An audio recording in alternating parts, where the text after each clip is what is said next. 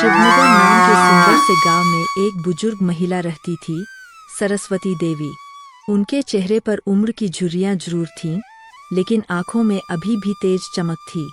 उनके दो बेटे थे, शेखर और माधव, जो दोनों बाहर शहर की कंपनी में नौकरी करते थे।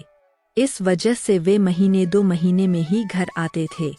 शिवनगर के पुराने घर में सरस्वती देवी अकेली रहती थीं।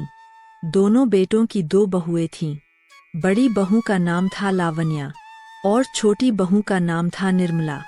लावण्या सुंदर, बातूनी और चतुर स्वभाव की थी। वह शहर के अच्छे परिवार से आई थी। निर्मला सरल, शांत और गरीब घर की लड़की थी, लेकिन उसका दिल सोने जैसा था। एक सुबह सरस्वती देवी आंगन में चूल्हा जला रही थीं। लावण्या पास में बैठकर सब्जी काट रही थी। सरस्वती देवी ने मुस्कुराते हुए कहा, अरे लावण्या बहू, तेरे हाथ में जादू है। तेरी बनाई सब्जी खाकर तो मन खुश हो जाता है। लावण्या शर्माकर बोली, मां जी, आप भी ना बस तारीफ करती रहती हैं। अरे बहू, तू तो लक्ष्मी का रूप है। कुछ पल रुककर वह गर्म तानों में बोली, और एक वो निर्मला, जब से आई है घर में कोई शांति ही नहीं। न चेहरे पर हंसी, न हाथ में हुनर। निर्मला गांव के नल से पानी भर रही थी, चुपचाप, बिना कुछ बोले। वहीं कुछ और गांव की औरतें बातें कर रही थीं। सुना है सरस्वती देवी अपनी बड़ी बहू को तो बेटी मानती है, पर छोटी बहू से ठीक से बोलती भी नहीं। हाँ बहन, गरीब घर की बहू जो है, बेचारी कितनी सीधी है, पर कोई कद्र नहीं। निर्मला ने सब सुन लिया, पर कुछ नहीं बोली। भारी मटका लेकर वह घर लौटी। मां जी, पानी ले आई। आज नल का पानी थोड़ा गंदा था। ठीक है, रख दे। और सुन, चूल्हे के पास मत आना, कहीं सब्जी खराब ना हो जाए। निर्मला चुपचाप मटका रखकर अंदर चली गई। उसके चेहरे पर हल्की उदासी थी। अंदर कमरे के कोने में बैठकर वह सोच रही थी, काश मां जी मुझसे भी प्यार से बात करती। मैंने तो कोई गलती भी नहीं की, बस मैंने अपने मन से शादी कर ली। क्या यही मेरी सजा है? उसकी आंखें भर आईं। शाम का समय था। सरस्वती देवी और लावण्या आंगन में बैठकर खाना खा रही थीं। निर्मला पीछे रसोई में बर्तन धो रही थी। सरस्वती देवी ने पूछा, लावण्या, तेरे मायके से कोई फोन आया क्या?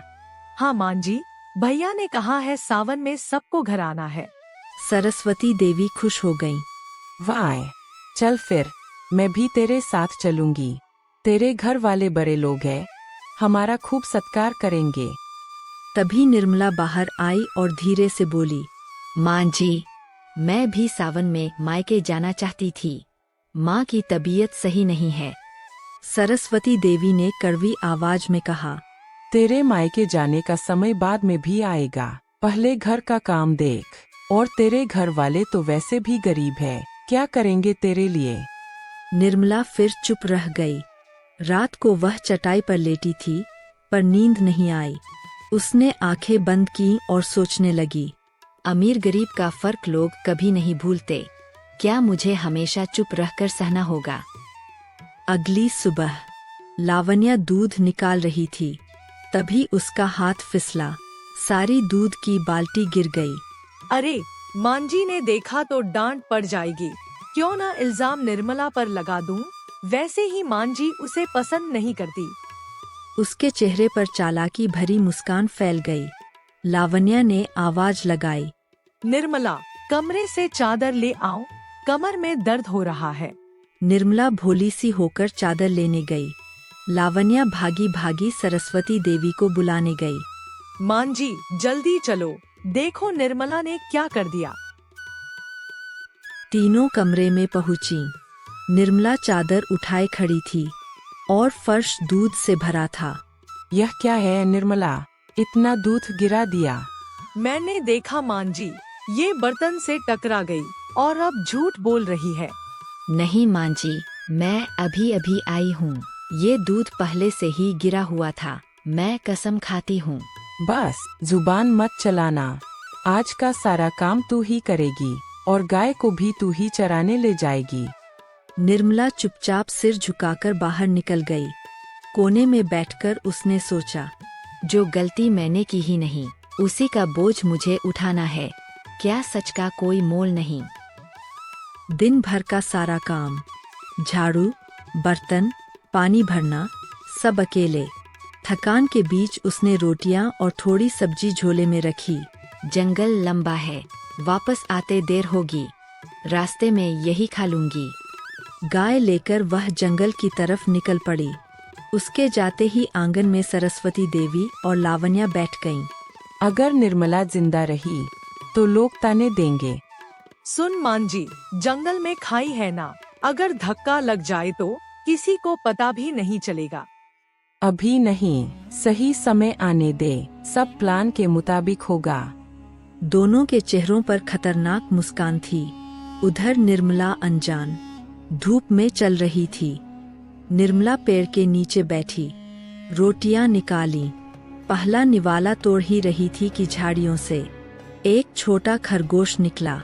निर्मला हंस पड़ी। अरे तू भी भूखा है क्या? उसने रोटी का टुकड़ा उसकी तरफ फेंका। खरगोश फुदक फुदक कर खा गया, फिर उछलता कूदता गायब हो गया। तभी पीछे से एक बूढ़ा आदमी आया। बेटी, तू इस जंगल में अकेली क्या कर रही है? निर्मला ने पहली बार दिल खोलकर अपनी कहानी सुनाई। बूढ़ा गंभीर स्वर में बोला, जिंदगी अच्छे लोगों को ज्यादा कसौटी पर परखती है। तेरा भी समय आएगा।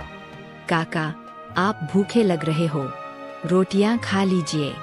पहले बूढ़े ने मना किया, फिर खाया, फिर बोला, अगर कभी मुसीबत आए तो अपने कुलदेवता और पूर्वजों को याद करना। सच्चे मन से पुकारना, वे खुद आकर रक्षा करेंगे। निर्मला ने हाथ जोड़कर कहा, मैं याद रखूंगी काका। वह गाय लेकर वापस घर चली गई। काका उसे जाते हुए रहस्यमयी नजर से देखता रहा। शाम, निर्मला ने थककर भी सबके लिए खाना बनाया। सरस्वती देवी और लावण्या आराम से खाईं। निर्मला आखिर में बचा हुआ खाकर बर्तन धोने लगी। रात को सब सो गए। तभी घर की दीवारें हल्की हल्की कांपने लगीं। अजीब खड़खड़ाहट। सरस्वती देवी बोली, निर्मला जा देख कर आ। निर्मला डर गई। मां जी, बहुत डर लग रहा है। डर लगता है तो मायके चली जा। जा, अभी जा। मजबूरी में निर्मला आंगन में गई। हवा तेज थी, आवाजें थीं, पर कुछ नहीं मिला। वह लौट आई, आंखों में डर, दिल में घबराहट। अगली सुबह निर्मला फिर वही, पानी, बर्तन, काम। गांव की फूलमती आई। बेटी, तू यह सब कैसे सह लेती है? निर्मला धीमे स्वर में बोली, अम्मा, कहूँ किससे? पति साल में एक बार आते हैं। मायके में कहा तो वे चिंता में मर जाएंगे। फूलमती बोली, भगवान किसी एक को जरूर देता है, तू अकेली नहीं है। तभी सरस्वती देवी आ गईं। फूलमती चुप हो गई। रात, निर्मला खाना दे रही थी। सरस्वती देवी और लावण्या जानबूझकर रोटियां छुपाती थीं और कहती, कम खिलाया। निर्मला चुप। रात गहरी हुआ, तीनों सो गईं। अचानक सरसराहट। सरस्वती देवी चिल्लाईं, निर्मला जा उस कमरे में देख। मां जी, बहुत डर लगता है। डर लगता है तो निकल जा घर से। निर्मला मजबूर कमरे में गई। जैसे ही वह अंदर पहुंची, सरस्वती देवी ने दरवाजा बाहर से बंद कर दिया। अंधेरा और कोने में एक बड़ा सांप फन उठाए खड़ा। निर्मला चिल्लाई, बचाओ, दरवाजा खोलो। कोई नहीं। सांप उसकी तरफ बढ़ रहा था। उसे बूढ़ा काका याद आया। अगर कभी मुसीबत आए तो अपने कुलदेवता और पूर्वजों को याद करना। निर्मला ने आंखें बंद कीं। हे पूर्वजों, अगर आप सच में हैं, तो मुझे बचा लीजिए। तभी कमरे में हल्की सुनहरी रोशनी फैल गई। सांप शांत हो गया। फन झुका दिया।